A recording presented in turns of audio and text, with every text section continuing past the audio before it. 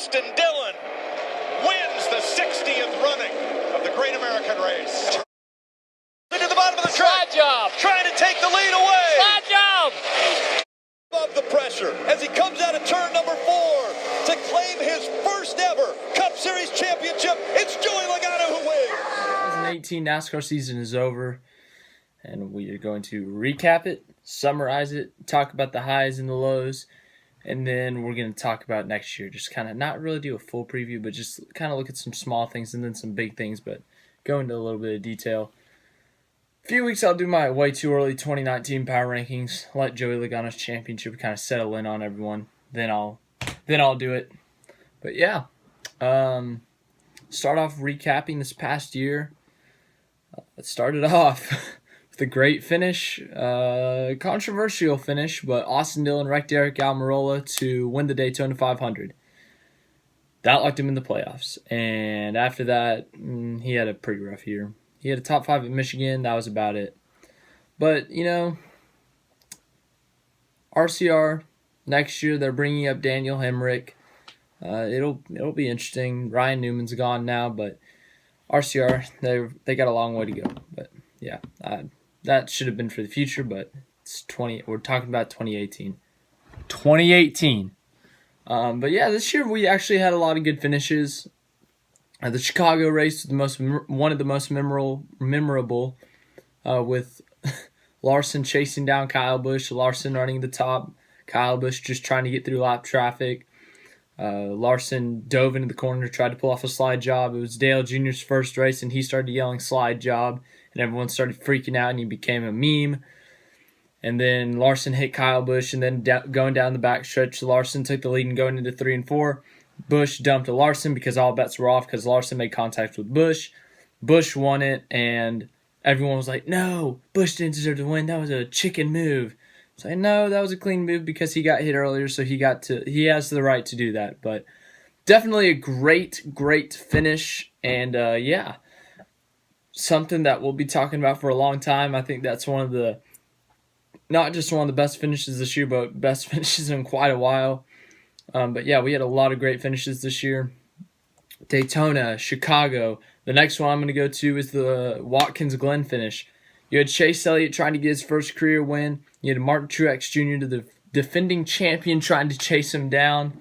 And Elliott blew turn 1. He just straight up blew turn 1. Luckily, Truex slid the corner, so he was not able to get side by side. He was able to stay right on his rear bumper. You thought Elliott was going to slip up again. He didn't. Truex ran out of gas. Elliott got his first career win.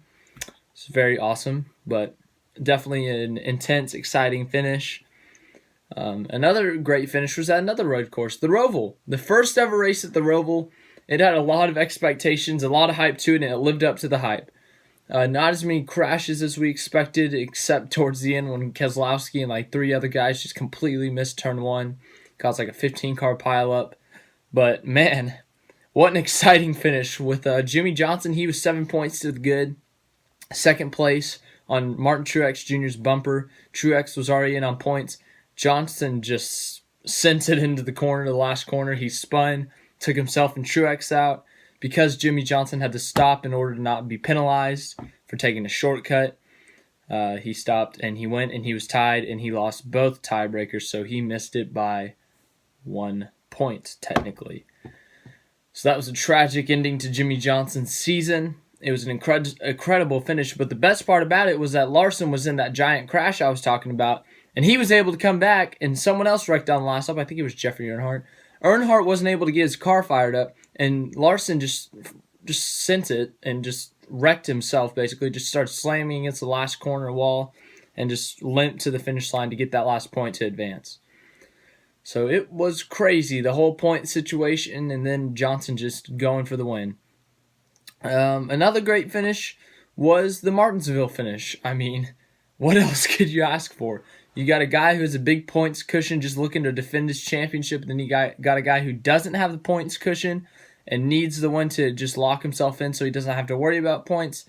Truex races him clean for 6 laps, and then Logano in the last corner bumps him out of the way to take the win. Truex was not happy. Logano obviously was happy. And then Truex said that you're not going to win the WARF thing, but Logano ended up winning that war. Yeah. Whew. Poor Martin. Probably shouldn't have said that, but he did. So, man, there were actually some great races this year as well. A lot of people were complaining about the races. They only talked about the races that weren't good. Like, there were people, they'd be like, this race was terrible. Like the second Michigan race. They're like, this race is terrible. There was nothing exciting that happened. It was just Kevin Harvick dominating, blah, blah, blah, blah, blah. But then, like, a race like the Bristol Night Race happens, they're like, yeah, that was a really cool race. I really enjoyed it. And they're not freaking out like they used to. It's like, what? Make up your mind. Come on. Seriously. I think both Bristols were pretty good races. Chicago was a great race. I mean, you had not just the finish, but you had the race to the stage 2 finish, teammates battling for the stage win, multiple grooves on the track.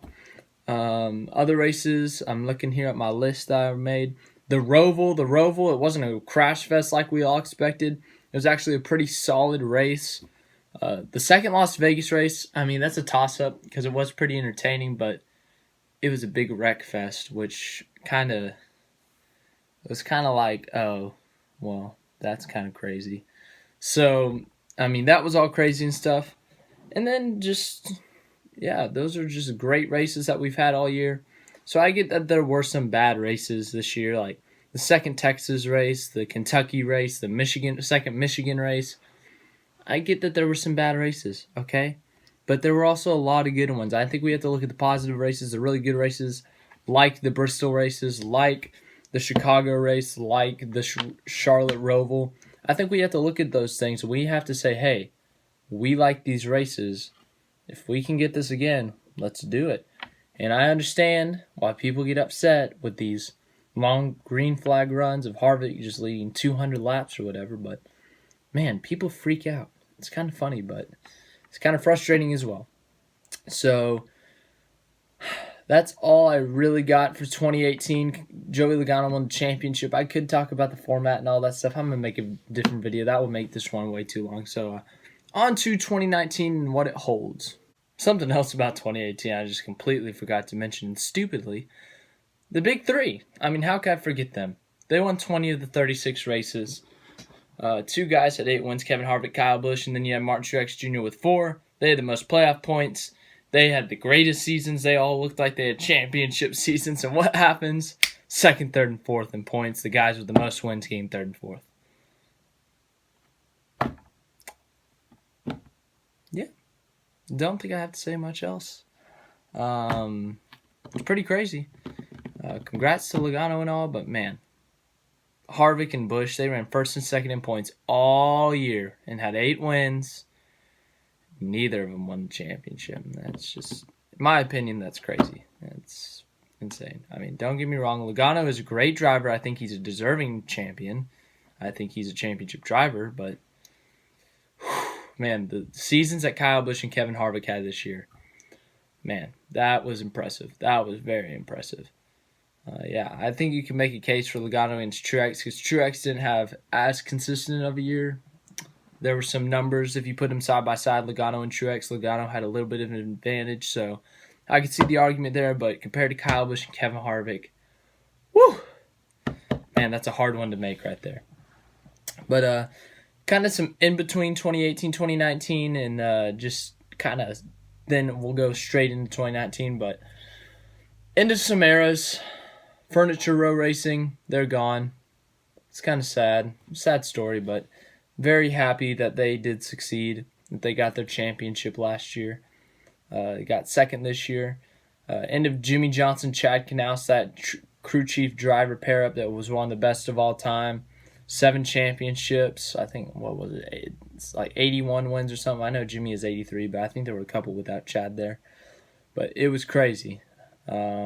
They did great together, and then Jimmy and Lowe's, obviously, that, and Matt Kenseth, that might have been his last race at Homestead. He finished 6th. Jamie McMurray, he might be done. He might have one more race at the Daytona 500 next year.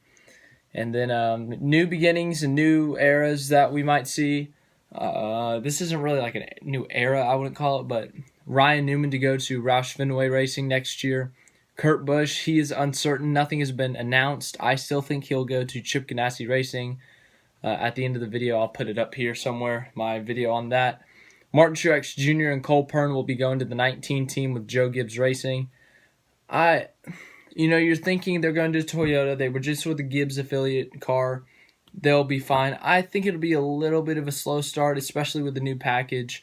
I don't think they're gonna not win or anything. I think they'll win definitely multiple races, but I think it'll be a little bit of a slower start than we think, especially with them having teammates now and being in a shop with multiple cars. Obviously, they had Jones in 2017, but it'll be interesting to see.